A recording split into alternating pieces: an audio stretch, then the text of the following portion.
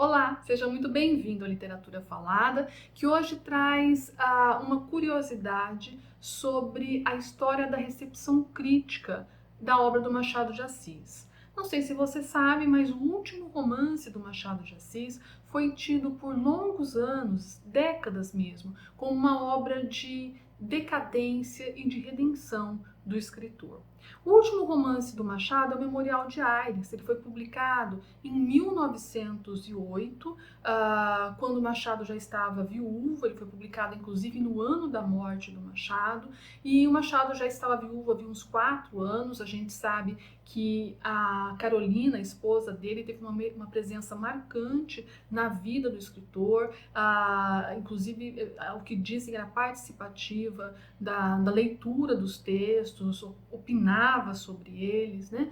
E ele se encontrava solitário, viúvo, sozinho, doente, né? E o Machado escolheu para esse último romance um narrador que é idoso, solitário, né? Que escreve um diário ali na solidão do seu dia a dia. E por muito tempo houve uma espécie de confusão entre a figura do autor e do narrador, como se a solidão de um espelhasse ao do outro, enfim.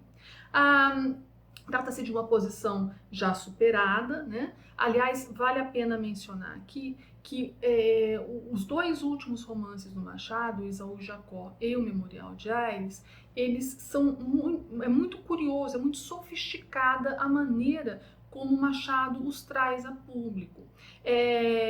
Quando Machado publicou Isaú e Jacó, se não me engano, em 1904, ele escreveu uma advertência à obra. E nessa advertência, ele dizia que quando o conselheiro Aires faleceu, o conselheiro Aires é um personagem criado por Machado de Assis. Então, quando o conselheiro Aires faleceu, foram encontrados alguns cadernos na escrivaninha dele. O último estava escrito último na capa e seria supostamente o livro que a gente leria em seguida, Isaú e Jacó. Os outros cadernos eram um diário do Aires e que eventualmente no futuro serviriam para algum livro, enfim. E quando o Memorial de Aires foi publicado, há outra advertência em que o narrador resgata, um suposto editor resgata aquela advertência dizendo, olha, quando eu publiquei Isaú e Jacó, eu disse que também havia um diário, enfim, o que você lerá aqui é uma parte daquele diário que dá uma história, né? Então você veja que o Machado cria uma espécie de ficção extratextual para apresentar os dois textos, né, por meio de advertências assinadas por M de A, não são assinadas por Machado de Assis, mas por M de A, e que já mostram a sofisticação do projeto, né?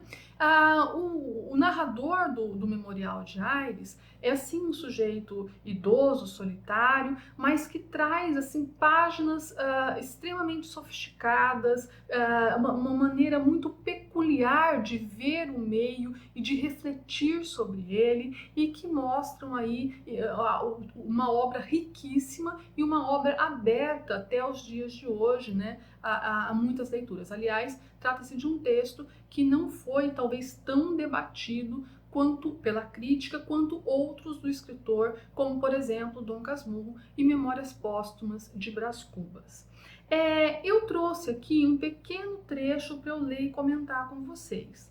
Uma das cenas iniciais do diário do Aires, do romance que a gente lê, é uma visita ao cemitério. Veja que aí você já vê um tema relacionado à morte, né? E que já meio que induz o leitor, principalmente um leitor mais nostálgico e que sabe do momento em que a obra foi composta e publicada, então já meio que convida o leitor para pensar em morte, para pensar no fim da vida, né? Em um momento aí de solidão, enfim. Mas eu quero que você veja como que é interessante a maneira como o Aires relata no diário dele alguns elementos que ele percebeu nessa visita ao cemitério. É apenas um parágrafo que eu convido vocês a ouvirem a minha leitura e depois o comentário.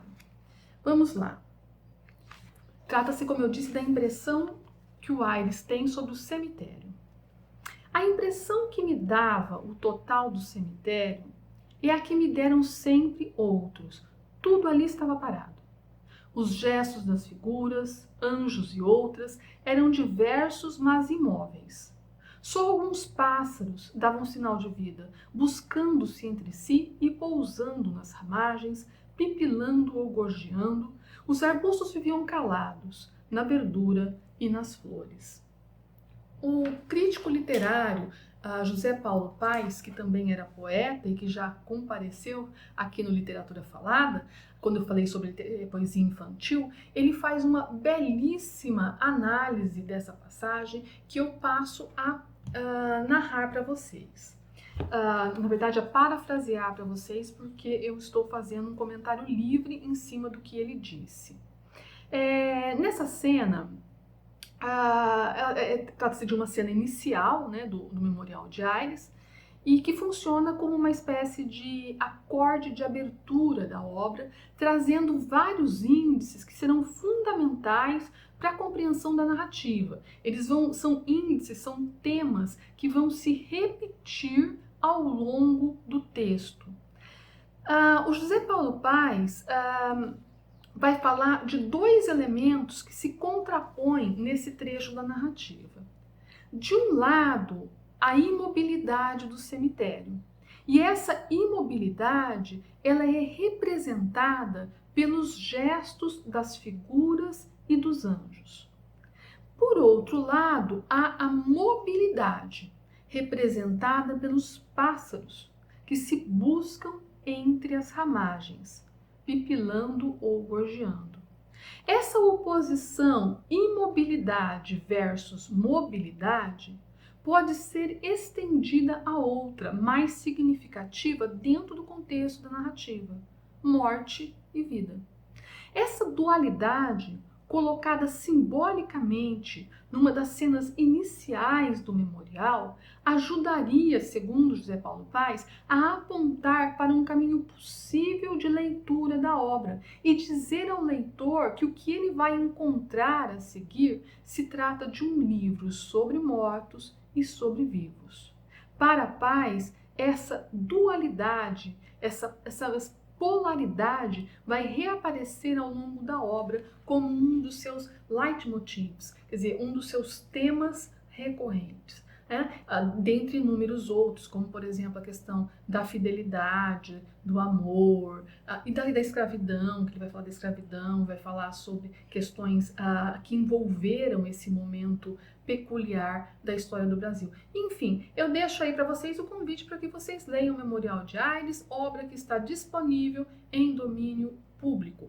Lembrando a vocês que, se você tiver interesse, minha tese de doutorado foi sobre o Memorial de Aires, e há um livro chamado O Labirinto Enunciativo em Memorial de Aires, em que eu analiso esse texto do Machado de Assis. Se gostou, deixa o seu like, se inscreve no canal e até o nosso próximo encontro.